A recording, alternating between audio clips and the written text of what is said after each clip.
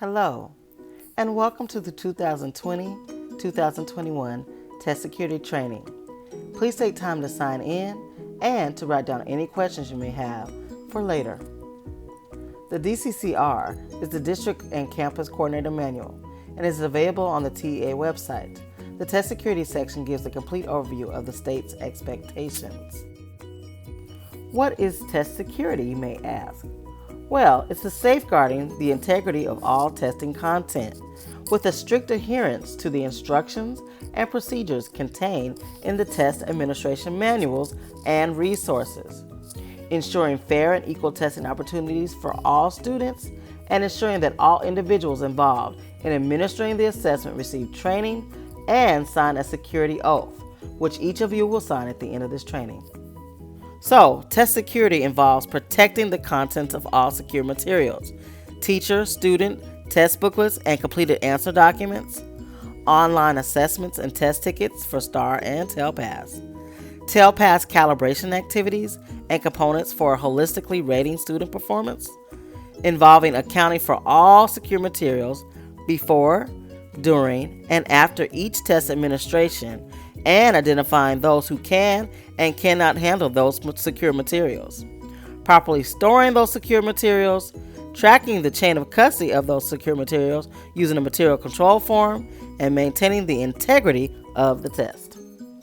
As you can see, the testing dates of our campus are listed. The hyperlinks on each side are available for you to download the manuals for STAR and TELPAS this year. We will not be having hand-to-hand. Testing irregularities. There are two types of testing irregularities. They can be serious or procedural. Testing irregularities are any incident that deviates from documented testing procedures. Serious irregularities constitute severe violations of test security or confidentiality and must be reported to TEA as soon as the district testing coordinator is made aware of possible or confirmed violations, and it requires a prompt investigation by the district testing coordinator. It can result in the individual or individuals responsible being referred to the TEA Educator Certification and Standards Division for consideration of disciplinary action. Serious irregularities include directly or indirectly assisting students with responses to test questions, tampering with student responses, falsifying holistic ratings or student responses, viewing secure test content before, during, or after administration unless authorized by TEA, discussing or disclosing secure test content or student responses, scoring students' tests either formally or informally, duplicating, recording, or electronically capturing confidential test content unless authorized by TEA, responding to secure test questions, fraudulently exempting or preventing a student from participating in the administration of a required state assessment, receiving or providing unallowable assistance during calibration activities, encouraging or assisting an individual to engage in the conduct described in the items listed above, or any other serious violation of security and confidentiality, failing to report to an appropriate authority that an individual has engaged in or suspected of engaging in conduct described in the items listed above, or any other serious violation of security and confidentiality, failing to implement sufficient procedures to prevent student cheating, or failing to implement sufficient procedures to prevent procedures altering the test documents by anyone other than the student. Students capturing or transmitting secure test content is a violation according to the Texas Education Agency. Electronic devices must be powered off and turned in to the test administrator to hold until all students have completed the test. Being in possession of any electronic device may result in not scoring the test, and disciplinary action will be taken by the campus administration. TA considers it a serious violation if a student photographs or duplicates secure test content or disseminates this information using an electronic device. If a test administrator is in violation of test security, the penalties for the violations include referring to SBEC for potential sanctions. For example, restriction, reprimand, suspension, or revocation of teaching certificate, Class C misdemeanor, invalidating students' test results, lowering accreditation status or accountability rating for that campus, or charter sanctions and revocation. If you are referred to the SBEC, there is a minimum 1-year suspension of the educator's license when he or she is accused of a serious testing violation.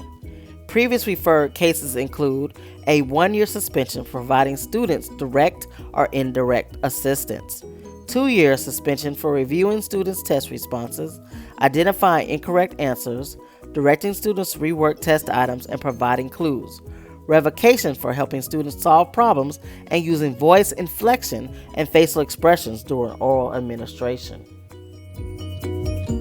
The second type is procedural testing irregularities. They are less severe, more common, and typically the result of minor deviations from testing procedures. They include monitoring errors, accommodation errors, eligibility errors, improper accounting for secure materials, and other procedural irregularities. They require the submission of an incident report and a plan of action. Many procedural irregularities, when identified in a timely manner, can be resolved with minimum impact to students. So for monitoring errors, a test administrator did not actively monitor students and did not detect when students went back or went ahead to work on a different part of the test, ensure that students worked independently, prevent students from using cell phones to take pictures, post, or send messages, verify that students recorded their responses and accepted blank answer documents, or confirm that the students submitted online tests. A test administrator who leaves the room unmonitored during testing, did not monitor students during a break, reinforce test-taking strategies, did not properly prepare the testing environment or device for testing, did not use the test administrator manual or read SAY instructions, did not complete required seating chart, or did not give students the correct amount of time to complete the test, either too much time or too little time. Another common procedural irregularity is accommodation errors. Some examples include a student was provided an unallowable accommodation, a student not approved for accommodation was provided the accommodation, an allowable and approved accommodation was not provided for a student, an allowable and approved accommodation was not properly administered or applied, or the district failed to get the required TA approval for an accommodation. Eligibility errors examples include a student was administered an incorrect test.